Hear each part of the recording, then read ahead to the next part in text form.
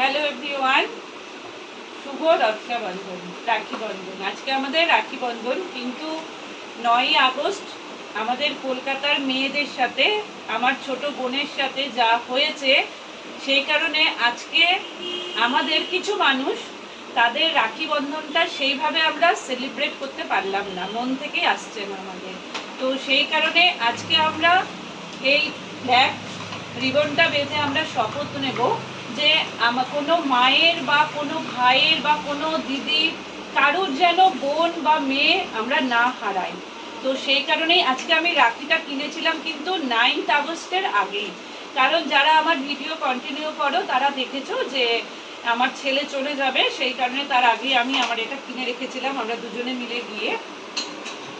কিন্তু এটা আমি আজকে আর পড়াবো না আমার ভাইকে, বা ওকে আমি বড় ভাইয়ের হিসাবেই দেখি, তো ওদের কাউকে আমি পড়াবো না আজকে। তো সেই কারণে আজকে আমি এই ব্ল্যাক রিবনটা বাঁধবো ওদের হাতে, যেন এটা বেঁধে আমি শপথ নিচ্ছি আমাদের সারা বিশ্বে যেন এই ধরনের অসুরগুলো না থাকে, যেন এই ধরনের ঘটনা না ঘটে।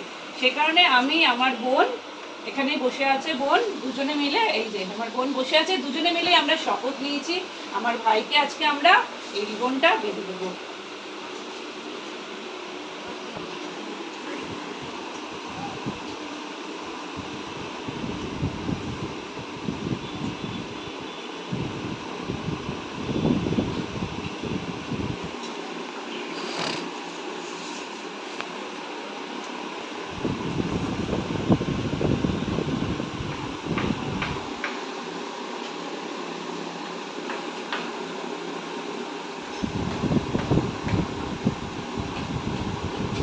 আজকে আমাদের রাখি বন্ধনটা আমরা এইভাবেই সেলিব্রেট করলাম। সেলিব্রেট বলবো না, ভীষণ দুঃখের সাথেই আজকে কিছু বলার নেই, শব্দও আসছে না কোনো।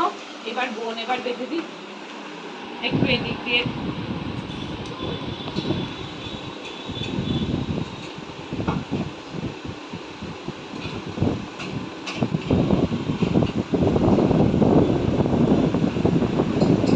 চলো তাহলে, ভিডিওতে আর কিছু দেখাবার নেই, কিছু নেই, তো ভিডিওটা এখানে এন্ড করে দিলাম।